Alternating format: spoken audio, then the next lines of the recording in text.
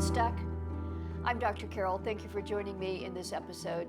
I think all of us have been stuck at times. What do you do when you get stuck, and can you get out of it? What does God have to say about all of this?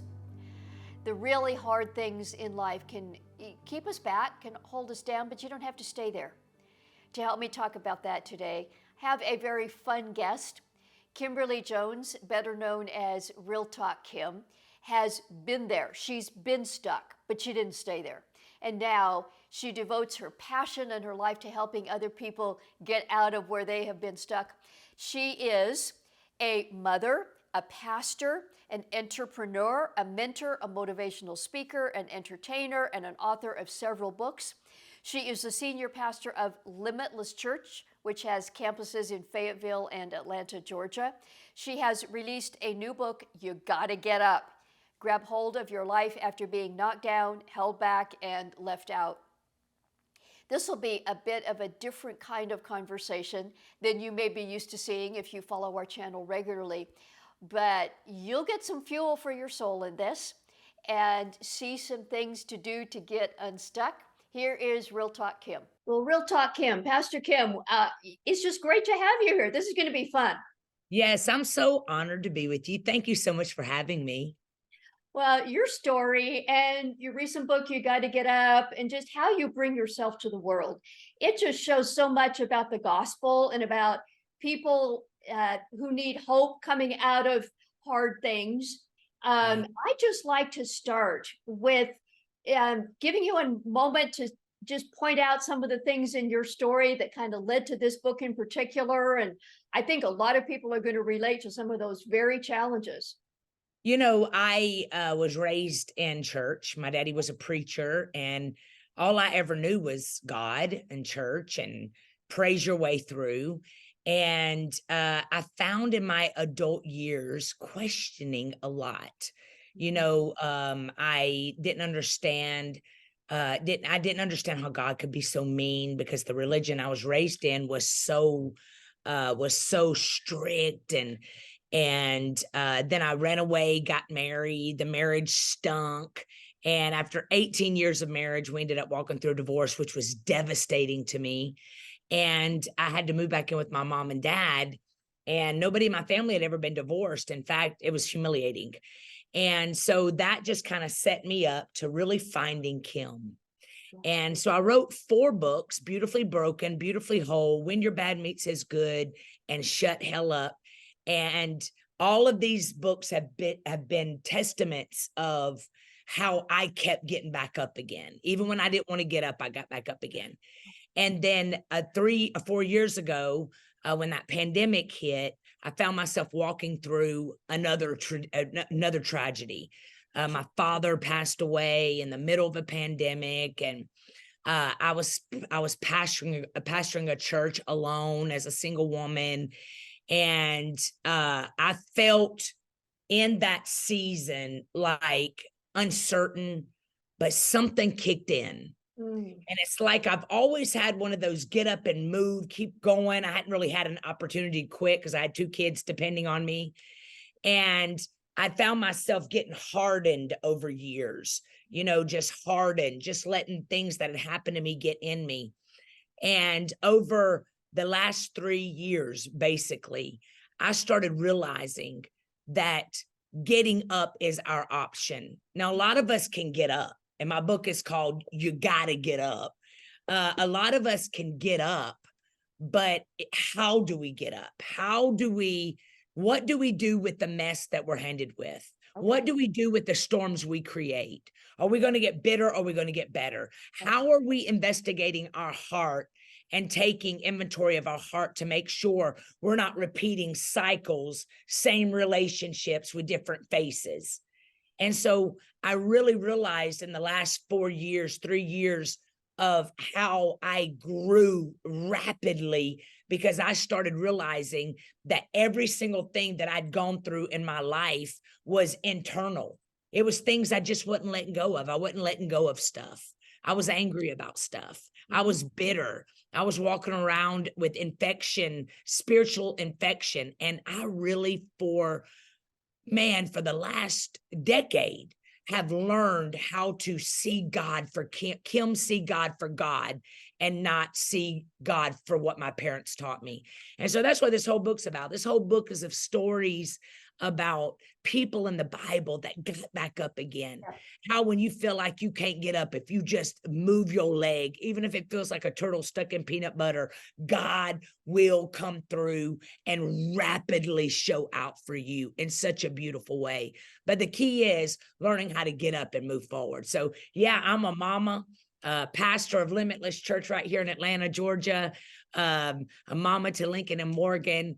I feel really blessed in my life because I chose to get up instead of staying down. That is so good. That's really good. One of the things that already strikes me as you share your story there, you were a church girl Yeah. and you went through stuff. I hear not uncommonly from people who say, well, why isn't God coming through for me? God must not be as good as people say he is because I prayed and I'm in this mess. What do you Yeah. say to people who feel that way about God? You know, I hear that all the time. Like Yeah. every single time something bad happens, people are like, where's God now? Yeah. Like if God was so good, why didn't he fix it? Because we live in a fallen world. We live in a world full of sinful people, Yeah. mean people. Everybody doesn't know who Jesus is. The Bible says that the rain falls on the just and the unjust. I mean, we just had September the 11th, and September the 11th, we got all these people that had walked into a World Trade Center on a morning to work, and they died. It wasn't because they were bad people, but it was simply because there was bad people wanting to do bad harm. And so God up in heaven, this is why we need Jesus, y'all. We need Jesus because he helps us get through the divorce that we didn't see coming. He helps us get through a death of a loved one that we thought was going to be healed, but instead got the ultimate healing in heaven. And so I believe people we want so bad for God to be a genie in a bottle. Yep. We want so bad for God to just be our fixer of everything. Even when we don't ask him, should I marry this person? And we marry this person, then we find ourselves living with the devil. We're like, oh, why can't you heal him? Because you never asked God if that was your spouse, And so it's because people want God to be a fixer, a Band-Aid fixer. And God's over here saying, I'm going to help you get through this, but I'm also going to help you get better through this. Yeah. So you hit on something there, Kim, and you talk about this in your book, You Got to Get Up, that there are things that happen to us, but sometimes we are our own worst enemy. In other words, we make decisions that bring us trouble. Yeah. You know what, Doc? I literally found myself every single, I'm talking for 18 years, mad at God because I was this, or why didn't God? I was one of those victim in my own stories. And when I finally realized, you know what, girl? I mean, after I lost my 18-year marriage and I moved back in with my mom and dad, I laid in bed for a whole year eating Haagen-Dazs, crying, and you hate me, screaming at God every day. And finally, one day, I remember my mom comes walking upstairs. This was when I was 36, 37 years old. And my mom comes walking upstairs and she says, girl, it's time you get your butt up. And I'm like, but I don't know what I'm going to do. I wasted 18 years of my life. And my mama goes, but did it kill you?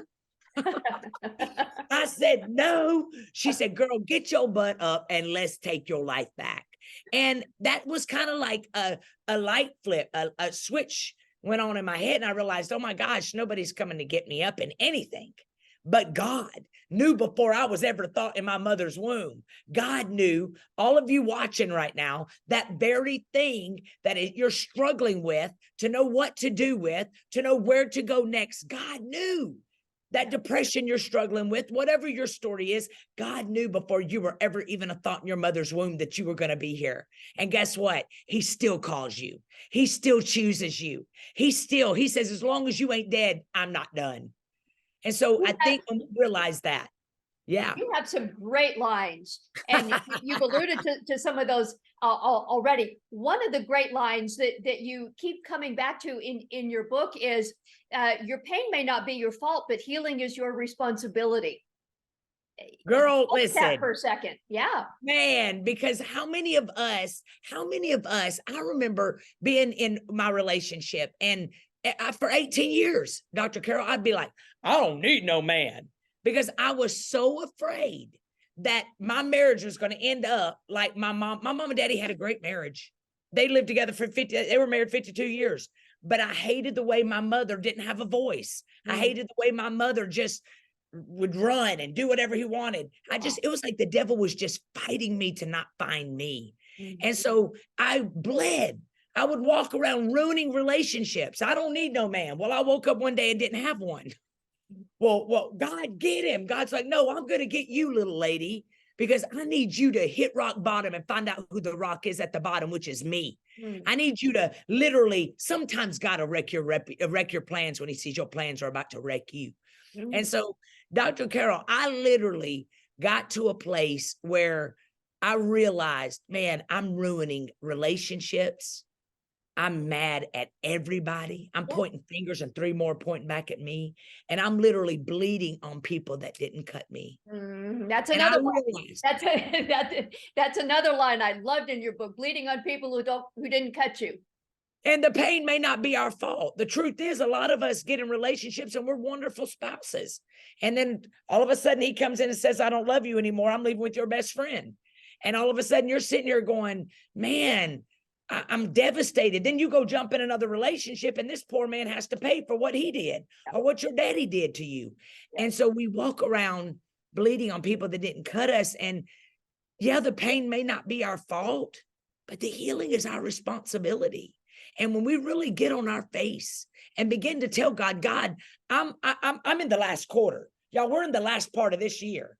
I'm not walking into 2024 bitter, mad, angry. My kids hear me yell all the time because I feel like my life is over because I did not see myself where I am right now. And I'm just plain mad about it. Yeah. It's when you finally surrender and say, God, it's taking me by surprise, but it ain't taking you by surprise. That's right. And I know that everybody's got a story, but God, mine's going to be a bestseller because I'm going to get up. I'm going to praise my way out of this thing. I'm going to allow you to rebuild me, God. Rebuild me the way you wanted me to be built in the first place. Take all of me out of me. Do whatever you got to do. And before 2024 hits the clock, I want to be changed. Y'all listen to me. God can do anything in your life. You can do anything in 30 days. God can do it just like that. It's a made up mind. Nothing changes until I change. And my mind has to change so God can do what he needs to do.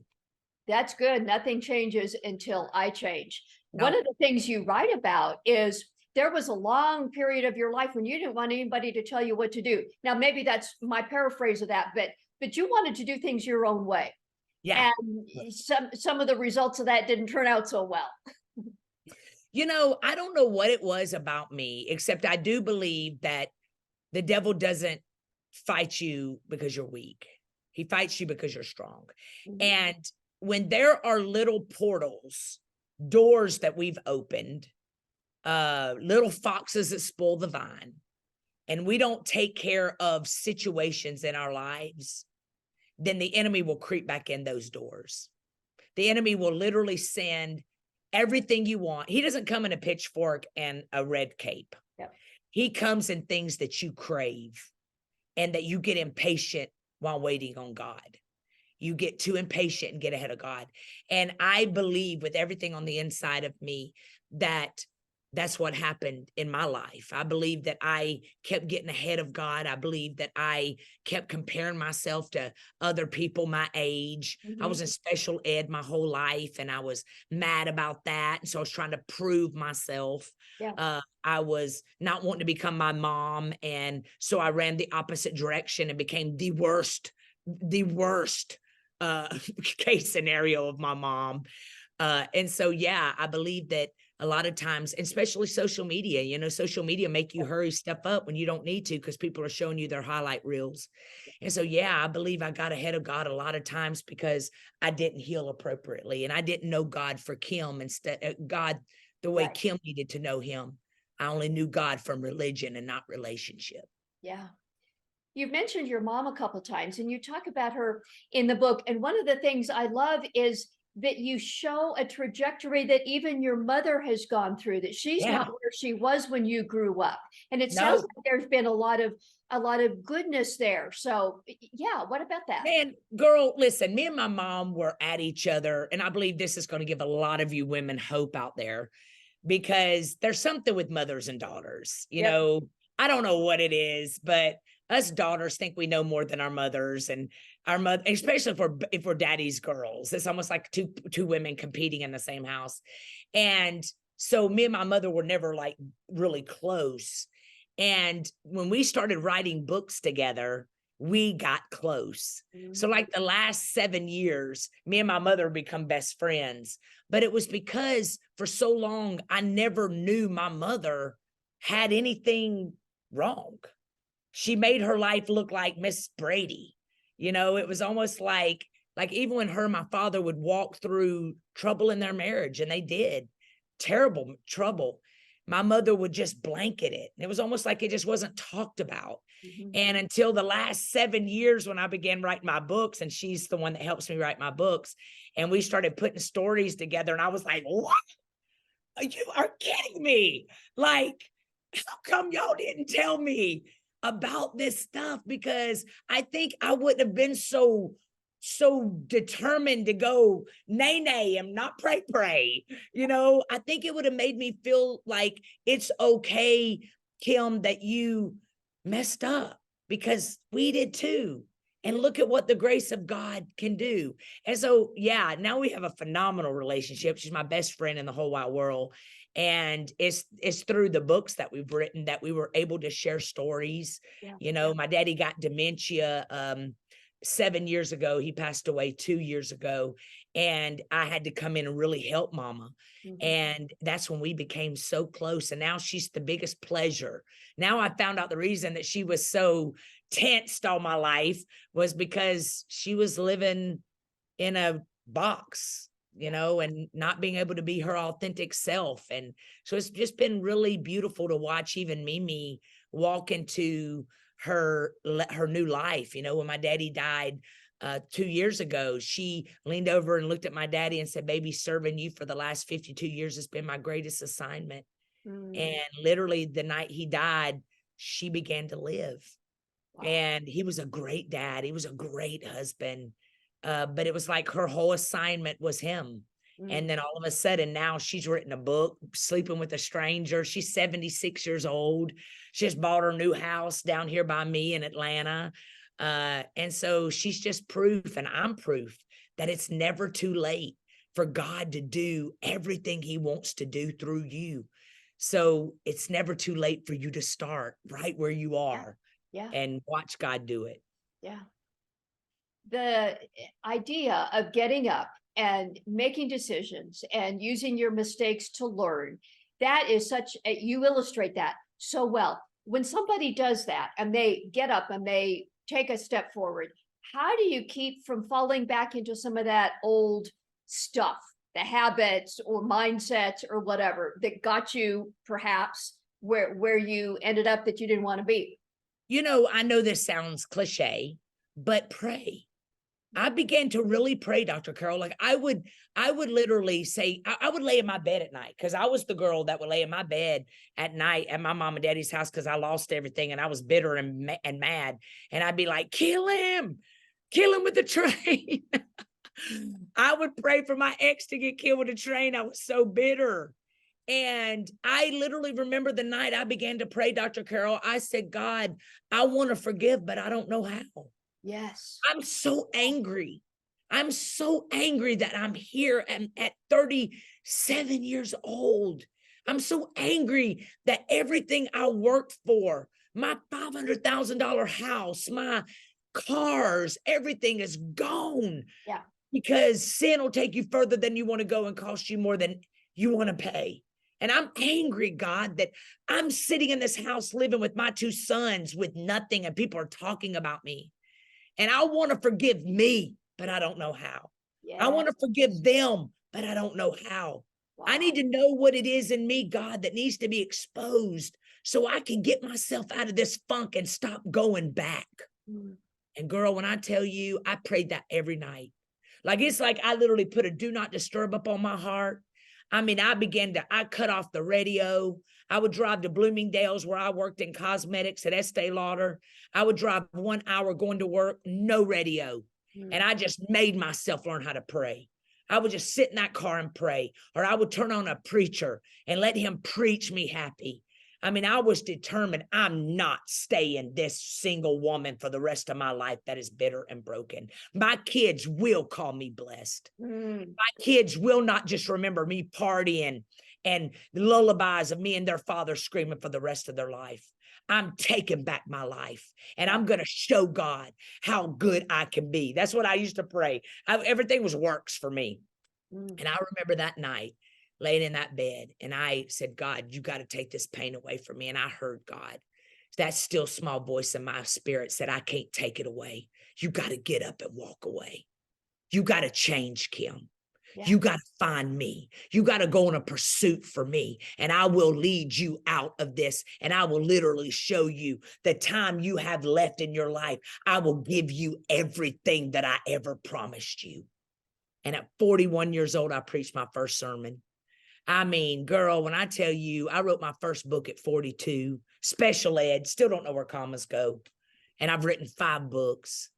And I'm watching and hearing testimonies. If I wouldn't have gotten up, if I wouldn't have gotten up, y'all, my kids would still remember that old mad woman. But instead, they get to call their mama blessed. They get to watch me all around the world leading movements of people running to Jesus. Every single morning on my prayer calls, I'll see 150, 300 people give their hearts to Jesus. My boys get to watch what it looks like for a mama that was tore up from the floor up to now conquer hell in high heels. That's great. That's yeah. Great. You illustrated, as you were talking about learning to pray, something that I want to go back to for a second. You were angry at God and you went to him with it. For some people who may be listening or watching, they may feel like, oh, I can't say that to God. Talk about that for a second, because you did. And that was the best thing. I think God's very best friends, that's where they take their stuff, is to him. I love that, Dr. Carol. And you know what? God is a big boy. Like God, y'all, God knows what we're thinking. God knows everything. He knows our hearts. And guess what? He never throws us away. In fact, if you look in the Bible, David killed his affairs, the husband of the lady he had an affair with. And God still said, this is a man after my own heart. You got Noah that bought a winery after he built this ark, and then he gets drunk and dances naked. And God still uses him. You got Jonah that was told to go to Nineveh, and he's like, peace out, kill him. And God says, fish, go follow Jonah. He's gonna need transportation back to where I told him to be in the first place. Like, God's a big God. And if anybody that you could go sit and talk to and say, man, I'm really mad. See, God knows the condition of your heart. And he knows the reason we're so angry is because our hearts aren't the way we feel our hearts really are. Our hearts are really good-hearted hearts. And God is up in heaven saying, get it out. This is a safe place for you to get it out. It ain't going nowhere, because God has spiritual amnesia. That's what I always say. He can't even remember. When you repent, you keep going back and say, God, forgive me about that abortion I had. He's like, what are you even talking about? I've already forgiven you. When I got up on that cross 2,000 years ago, I got up there and took 39 stripes so you didn't have to take 40. And I would do it again and again and again. God's a big guy, and God knows your heart, and he needs you to talk to him so he can fix all the wounded areas on the inside of you so that he can use you for his glory. That's the whole point of all the things that we go through, is that God can use our testimonies and our messes as messages. Run to him, not away from him. Yes. But we do the opposite. Yeah. Something you also make a point several times about, and you got to get up, is some of the things you have to walk away from may be people. There may be people that were in your past that are not for your future. I think the people that I talk to, that's often one of the big challenges. Talk about there may be people you have to leave. I believe that the enemy cannot take us out, so he wears us out. And he does it through people. Mm. And sadly, a lot of times we grow and we want other people to grow with us, but they don't want to grow with us. Mhm. And so we mess up a whole lot of our lives trying to give medicine to someone that likes to be sick. Mm.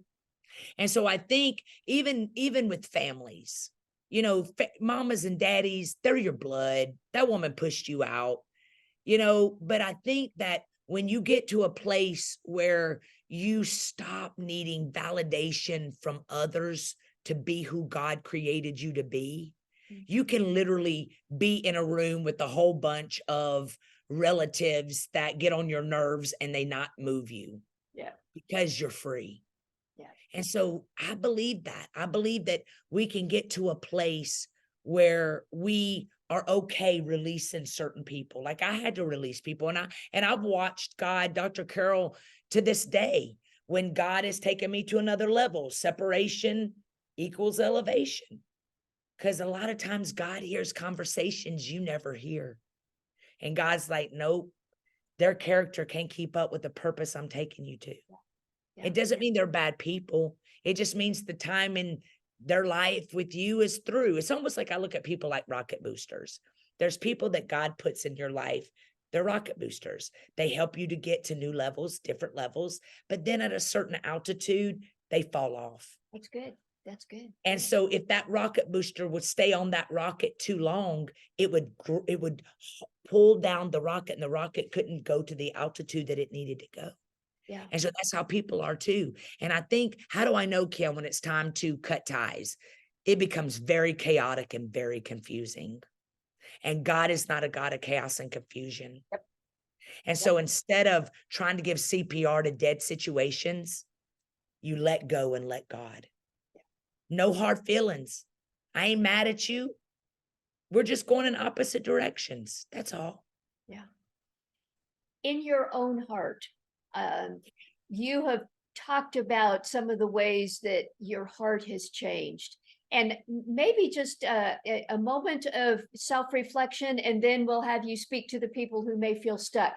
But how does your heart, just the internal landscape of your heart compared to when you had to move back into your parents' house with your two boys? What does your soul look like now compared to then? Yo, I can't even explain it. When I tell you, man, when I was praying, I prayed probably for 6 months. God, I want to forgive, but I don't know how. Mm-hmm. And I literally watched Dr. Carol as I would lay in my bed 2 months later and realize, oh my gosh, I'm not even praying, don't kill him. I'm not even praying, don't kill him, just hurt him. I'm literally free.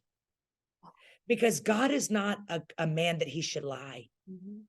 And when you really want something bad, you get it. And I mean, I would pray, y'all, I'm the queen of laying hands on myself.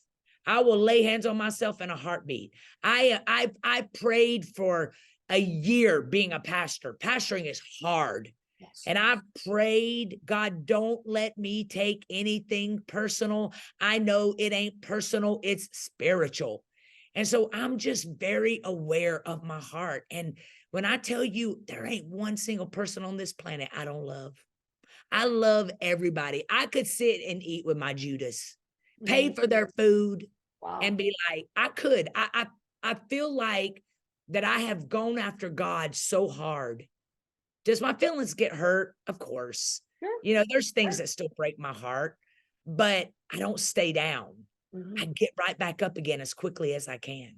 Yeah. And so the way old Kim was, the old Kim would buy Felicia. The old Kim would, clap back.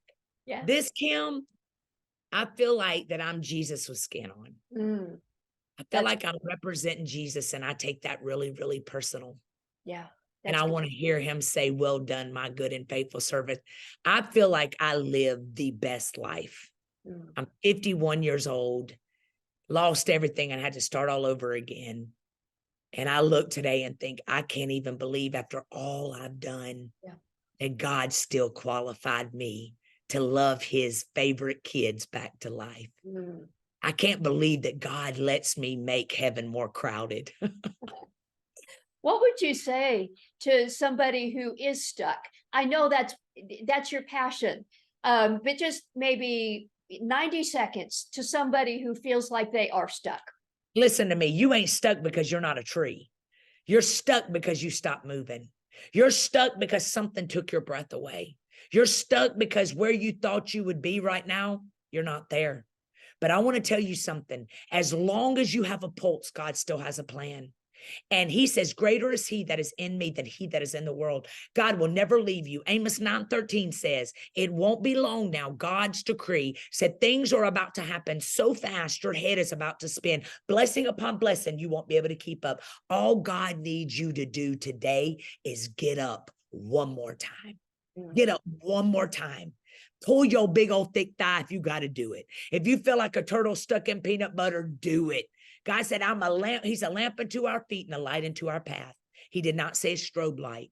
All you got to do is move, and you got to get up. Y'all, my book right here, I'm telling you, You it got to will get up. get unstuck. It We're will. going to have Guaranteed. We are going to have links to that, to your Thank you. website where people can find out about your inner circle, Limitless Church. You've got all kinds of resources and Thank you. stuff. And we're going to put all those links with this video and in the show notes. It has been such a joy to be with you. Thank you. We're honored. Thank you, Dr. Carol. You're amazing. Mm. Well, God bless you. Thank you.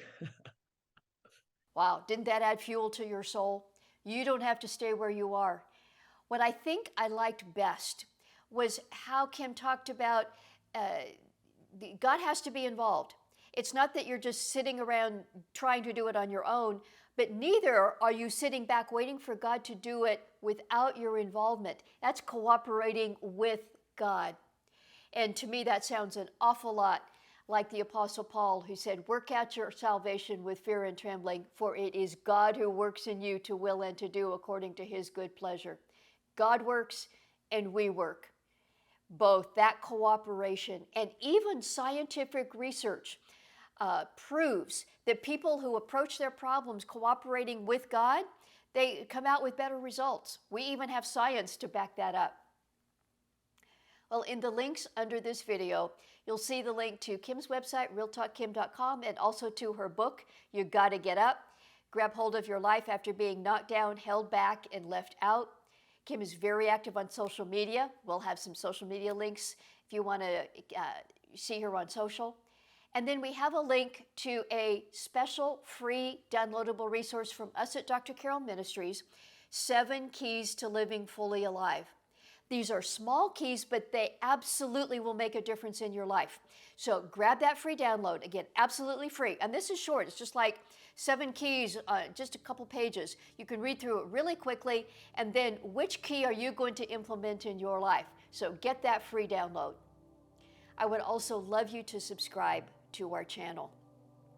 Just click the subscribe button.